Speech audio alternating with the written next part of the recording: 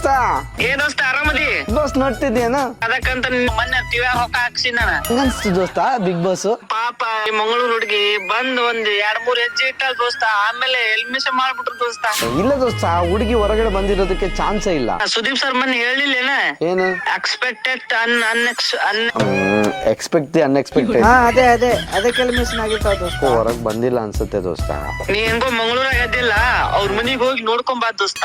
ಒಂದ್ ಕೆಲ್ಸ ಮಾಡೋಣ, ನಾವು ಸುದೀಪ್ ಸರ್ಗೆನೆ ಕಾಲೇಜ್ ಕೇಳೋಣ. ಏ ಮುಗಳಪ್ಪ, ಸುದೀಪ್ ಸರ್ ವಾಯ್ಸ್ ಕೇಳಿದ್ರೆ ಹುಚ್ಚ ಬರುತ್ತೆ. ಸುದೀಪ್ ಸರ್ ಫೋನ್ ಹಚ್ಚಿ ಮಾತಾಡ್ತೀನಿ ಅಂತ ಹೇಳೋ ಮರೆ. ಮತ್ತೆ ಯಾರ ಹತ್ರ ಕೇಳೋಣ? ಬಿಡು ದೋಸ್ತ, ಇವತ್ತು ಟಿವ್ಯಾಗ ಬರ್ತೈತಲ್ಲ ನೋಡೋಣ, ಯಾಕೆ ತಲಿಯಾಗ ಬಿಸಿ ಮಾಡಕಂತಿ. ನಾವ ಅಲ್ಲಿ ಬಿಗ್ ಬಾಸ್ ಮನ್ಯಾಗ ಇದ್ದ ಬಾಳೆ ಮಾಡಿ ಇವನು ಬದಕ್ ಬಂದಿವಲ್ಲ, ಅದು ದೊಡ್ಡ ಮಾತಾಗಿ ನಮ್ದ ಹರದ 12 ಹೌದು ದೋಸ್ತ, ಈ ಬಿಗ್ ಬಾಸ್ ನೋಡೋದ್ರಿಂದ ನಮ್ಗೇನ್ ಸಿಗುತ್ತೆ ದೋಸ್ತ? ನನಗೆ ಕಪ್ಪು ಸಿಕ್ಕದ ದೋಸ್ತ. ನಂಗ್ ಸಿಕ್ಕಿಲ್ಲಲ್ಲ ದೋಸ್ತ.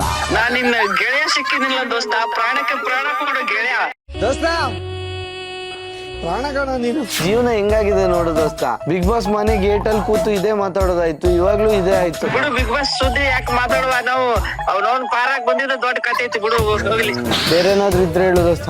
ಮತ್ತೆ ಆದ್ರೂ ದೋಸ್ತ, ಆ ಮಂಗಳೂರು ಹುಡುಗಿ ಹೊರಗೆ ಹಾಕಿರ್ತಾರಲ್ಲ ಅವರು, ಏ ಮುಕ್ಲಪ್ಪ, ಕಾಲು ಇಟ್ರು ಅಂದ್ರೆ ಅದರೋಡು ಈ ನನ್ನ ಮಕ್ಳಿಗೆ ಬಯೋಡಾಟಾ ಬೇರೆ ಕೇಳು.